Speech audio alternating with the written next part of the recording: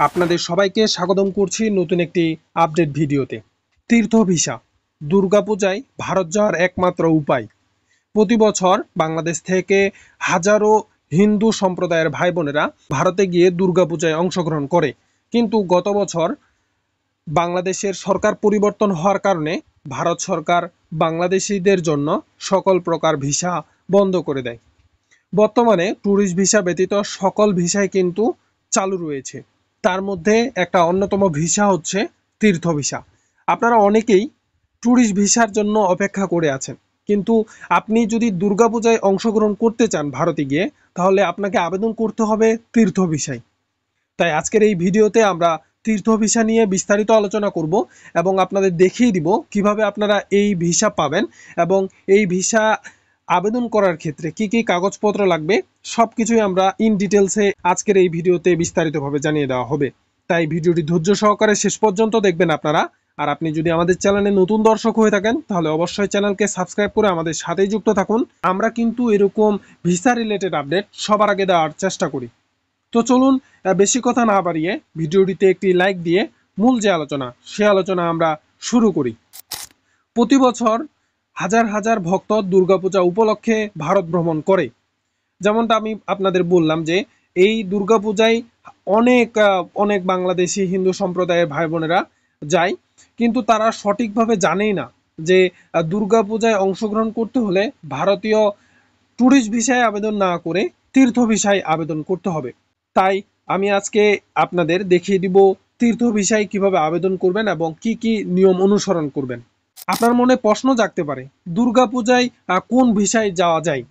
এই প্রশ্নটার ঘুরপাক খাওয়াতে আপনারা কিন্তু বেশিরভাগ মনে আপনার যে ঘুরপাক খায় সেটা হচ্ছে ট্যুরিস্ট ভিসা নিয়ে, কিন্তু উত্তর হচ্ছে যেটা তীর্থ ভিসা আমরা বাংলায় জানি সেটা ইংরেজিতে পিলগ্রিম ভিসা নামে পরিচিত।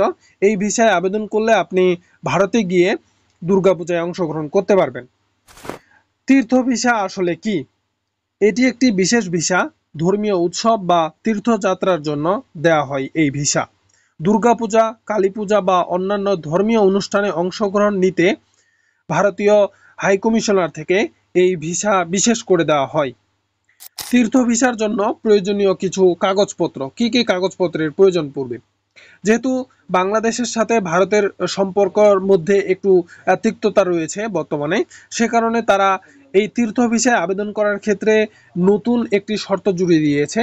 সেই শর্তগুলোর মধ্যে যেটা সব থেকে গুরুত্বপূর্ণ সেটা হচ্ছে ভারতীয় নাগরিকত্ব কর্তৃক একটি ইনভাইটেশন লেটার আপনাকে জোগাড় করতে হবে এবং সেখানে সেই চিঠিটা লেখা থাকবে ভারতীয় নাগরিক কর্তৃক, তার সম্পূর্ণ ঠিকানা এবং ব্যাংক স্টেটমেন্ট সহ সবকিছুই উল্লেখ করে ভারতীয় হাইকমিশনার ঢাকা বরাবর একটা চিঠি লিখতে হবে। সেখানে আপনাকে এবং আপনার সকল দায়িত্ব তিনি নেবেন এমনটাই উল্লেখ করে একটা হাইকমিশনার বরাবর চিঠি লিখে সেটা আপনি নিয়ে ভারতীয় হাইকমিশনারে অন্যান্য কাগজপত্রের সাথে জমা দিলে আপনার ভিসা প্রসেসিংটা খুব তাড়াতাড়ি হবে।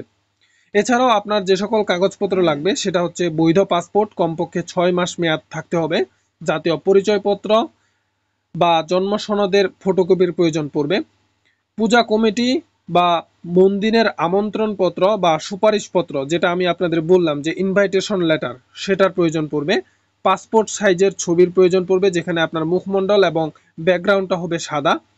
অনলাইনে ভিসা আবেদন ফর্ম IVAC এর ওয়েবসাইটে পূরণ করে সেটার মূল কপিটার প্রয়োজন পড়বে। তীর্থ ভিসায় আপনি কোথায় যেতে পারবেন? এক হচ্ছে কলকাতা, দ্বিতীয়ত হচ্ছে আসাম, ত্রিপুরা এবং তৃতীয়ত হচ্ছে পশ্চিমবঙ্গের বিভিন্ন মন্দির ও পূজা মণ্ডপে। ভিসার মেয়াদ কতদিন হবে? সাধারণত 15 দিন থেকে 30 দিন পর্যন্ত এই ভিসা দেওয়ার সিদ্ধান্ত নিয়েছে ভারতীয় হাইকমিশনার। কেবলমাত্র ধর্মীয় উৎসব ও ভ্রমণের জন্য এই ভিসা সীমিত সময়ের জন্য দেওয়ার সিদ্ধান্ত নিয়েছে। তাই আপনারা 30 দিনের মধ্যে এই ভিসাটা পাবেন। গুরুত্বপূর্ণ কিছু সতর্কতার কথাও বলেছেন তারা, সেটা হচ্ছে তীর্থ ভিসায় চাকরি, ব্যবসা বা চিকিৎসা করা যাবে না। শুধু ধর্মীয় ও সাংস্কৃতিক ভ্রমণেই অনুমতি আছে এই ভিসায়। কিভাবে আবেদন করবেন? আইভিএসির ওয়েবসাইটে অনলাইনে ফর্ম পূরণ করুন। প্রথমে দক্ষ কম্পিউটারকারীর কাছে গিয়ে তারপর প্রয়োজনীয় কাগজপত্র আপলোড করুন সেই ওয়েবসাইটে।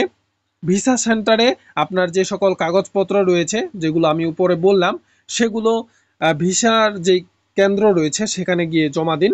তারপর অনুমোদনের পর পাসপোর্টের ভিসা স্ট্যাম্প পাবেন।